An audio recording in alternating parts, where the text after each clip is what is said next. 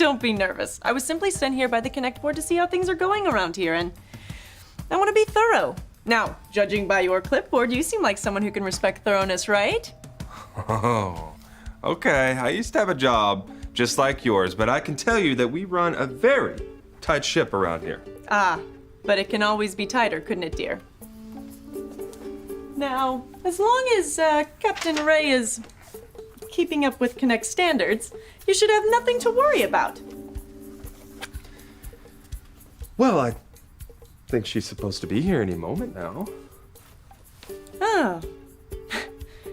It's all right. Now, can you direct me to your coffee maker? Coffee maker. Yeah, but how can you possibly work without coffee? Oh, once you meet Mike, you will understand why we cannot have readily accessible coffee.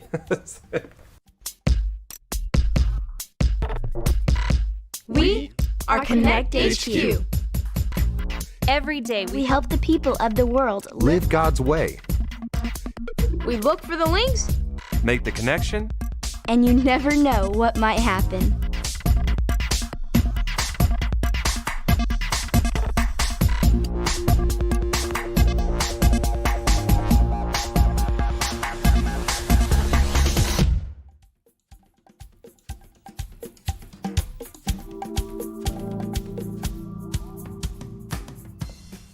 My name is Luke, and this is how we met the Whip.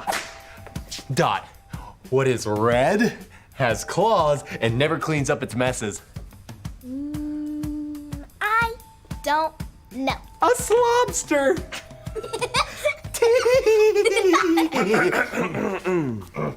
And here are two more of our Connect HQ crew members. This is Dot, and this is Mike. Walk in, we gotta walk in! Actually, Dot, this is Miss Pamela Whipple, and she was sent by the Connect HQ board to see how we're doing since we launched. So you're here to tell on us if we're not doing things right? Oh, heavens no. I was just sent here by the Connect board to see how things are going. I'm sure everything is hunky-dory. Oh, yeah, I can assure you. They are hunky and dory. Hey Luke, Huh? what's red, has claws, and never cleans up messes? I don't know. Excuse me, are we here to tell jokes, or are we here to do a better job than the day before? Sure. We get our problems from a walk-in or a field office message. And if you don't receive either of those, you just stand around and wait for one? Or we could check the mailbox for a postcard. Miss Whipple, I do apologize that I'm late. I was in a prayer meeting with the Quiet Time group. The famous Captain Ray. It's a pleasure to meet you. And you as well, Miss Whipple. I did my research. Please, call me by my nickname. All my friends do. Pam? No. Actually, they call her the Whip. Because my last name is Whipple. Or because she's tough like a whip? Mike, do be a dear and see if there's a postcard in there for me. Sure, Miss the Whip. All right. Oh, hey, you have one. It's from Chris from Columbus, Ohio. And he says, Dear Connect HQ, I've got a problem. There's a kid in my class who doesn't quite fit in with everyone else. My friends make fun of him and call him names and say that he's weird. Can you help? Of course we can help. Okay, team. Dot and Luke, if you'll find the Bible link, and Mike, if you'll find the verse link, then Pamela and I will stay here and find the point link together. Now, how do we discover a link? Let me show you. Dot, Luke, do you guys mind demonstrating how we might find a Bible link? We could search for something about how Jesus loved people who are on the outside looking in. Yeah, but he's asking to have courage to stand up for people on the outside. Let's put in a keyword search for courage in the Bible app. Ah, the perfect Bible story about someone who had courage to do the right thing when everyone else was afraid. Check this out. It says it's 66 picks mixed up into one. The book's about God, who he is and what he's done. It's the Holy Bible, y'all, with God's truth packed tight inside. It's alive, a prize to hide in your heart and in your mind. Old Testaments are set up for the big event when Jesus crashed the scene with a new arrangement. It's history, his story, whose story, God's story. Oh, the story of how much he loves me. Let him blow up all the pages, let the show go live. Let his word explode from this video into your life. King Saul and the army of Israel were at war with their old enemies, the Philistines, again. But instead of a battle, the Philistines sent out their champion to taunt King Saul's army, the giant Goliath, who was 9 feet tall. Choose one man to come over here and fight me. If he kills me, we'll be your slaves. But if I kill him, you'll be our slaves. I defy the armies of Israel. Who has the courage to fight me?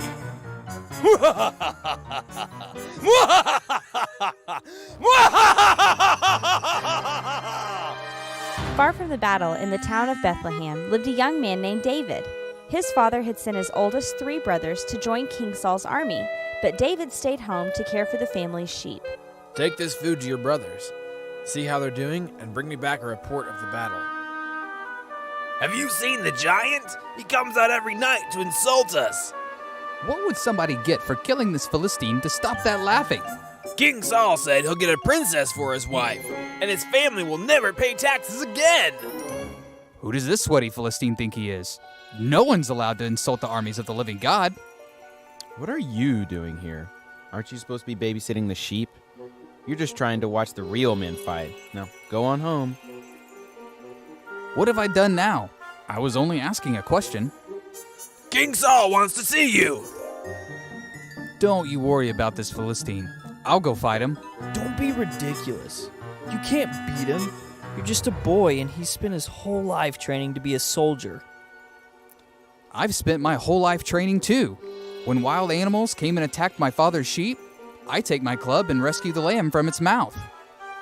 I've killed a lion and a bear, and I'll kill this ugly Philistine who dares to insult our God. The Lord who rescued me from the lion and the bear will rescue me today too. All right, go ahead.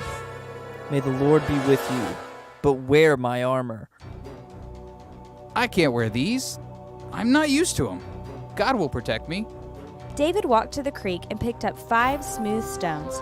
Armed with only his staff and sling, he went to face Goliath. You come at me with a stick? You come at me with a sword and spear? I come at you in the name of the Lord of the heavens' armies, who you have insulted. I'm going to kill you and cut off your head. Everyone gathered here will know that the Lord rescues his people. David's small stone hit Goliath smack between the eyes. This is the Lord's battle, and he always wins. And we'll use a story like this to illustrate courage to the person asking for help. So it requires 3 separate links to make a connection transmission? Actually 4 if you count the Live It link.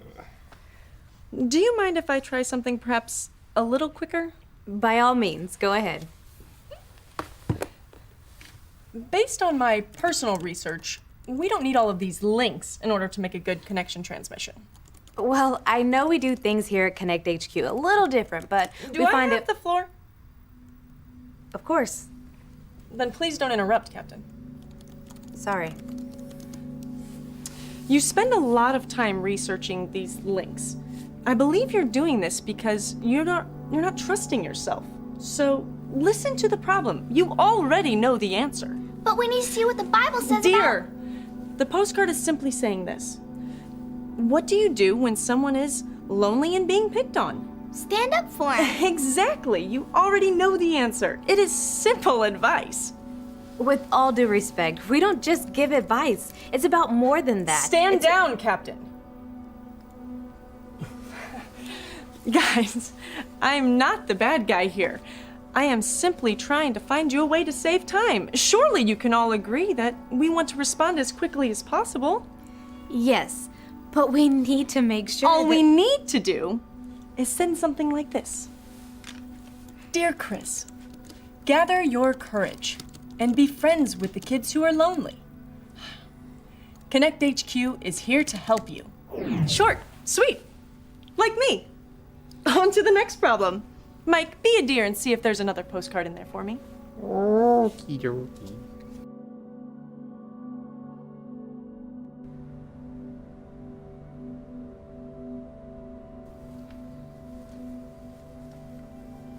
You okay, Captain? Do you agree with her? I think the links are important, but I don't think her answer to that postcard is wrong or bad advice. Yeah, but the postcard asks for courage. Courage is relying on God, not how strong or how tough that you can be. If we only rely on what we know and don't ask God for guidance by searching His Word, our answers could be dangerous. Connect HQ would crumble. I agree, but she does make some good points about efficiency. But as your leader, if I only led by my own strength, I'd never be strong enough to do this day in and day out. I need God's strength to be courageous. God gives me courage to do what's right. Wow. If we were still looking for links, that would be a great point link. Who says we're not? God gives me courage to do what's right. Point link acquired.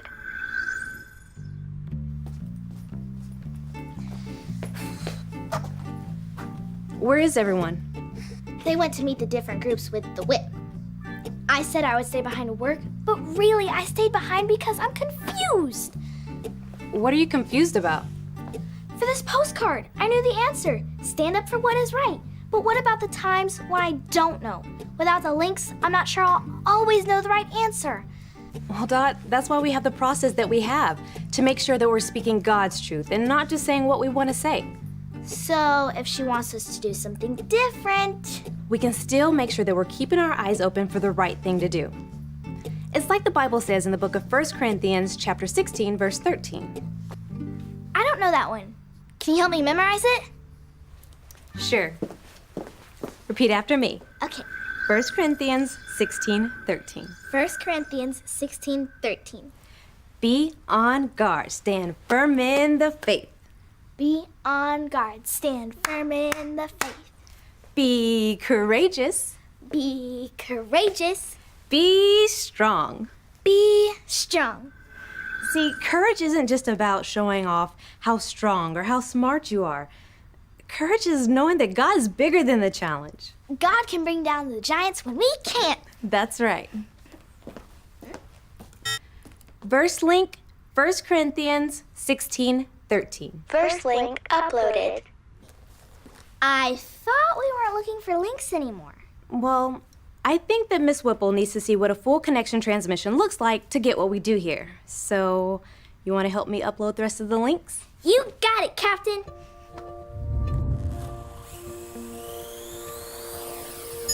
Hey, Chris. I'm Ray, and I'm with Connect HQ. We found an answer for you. The Bible tells us this in the book of 1 Corinthians. 1 Corinthians chapter 16, verse 13. Be on guard, stand firm in the faith, be courageous, be strong. We not only keep our eyes on the right thing to do, but we stand firm that God will give us the courage to do the right thing when the time is right. When Goliath was bullying God's people, David saw what was happening and was the only one who stood up for what was right. God gave him courage to stand up to Goliath. Courage is doing what is right when other people disagree. It isn't about showing off how strong you are. Courage relies on God's strength, not on our own. If everyone else is mean to someone in your class, you know the right thing is to stand up for him. But you don't have to do it on your own. Remember this point. God gives me courage to do what's right. Rely on His strength to help you stand firm. Thanks, Chris. And remember, Connect HQ is here to help you. I know that you had a different process, but I really wanted you to see what a full transmission looked like and why we find the links that we find. I see. And you believe this way is better than mine. I do. I firmly believe that God can find a better answer than I can on my own. He keeps me on guard and gives me strength. Well, I salute your conviction. You stand up for what you believe is right. Thanks, Miss Whipple. And you are hereby suspended until further notice. What? Ray went behind my back and deliberately disobeyed orders. Effective immediately, she is no longer captain of this HQ. But you can't do that! I was given the authority to make any changes necessary in order for HQ to run at peak efficiency. And it is my belief that it is necessary for Captain Ray to go. Now! Effective immediately! As you wish. Oh, and do be a dear and leave your watch before you go.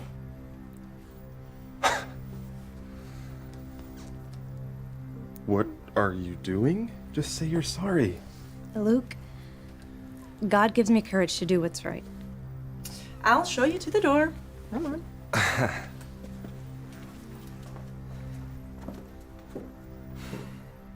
Oh, that's why they call her the whip. But Ray did the right thing. Why is she being punished for it? Because that's what courage looks like sometimes. To do the right thing, even when it's hard. Come on, Dot. Let's go make some cheer me up sandwiches.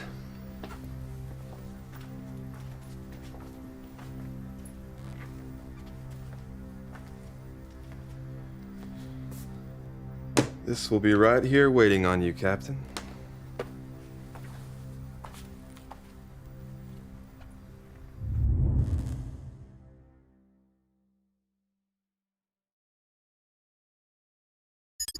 I still can't believe that my friend and captain was suspended for standing up for what was right.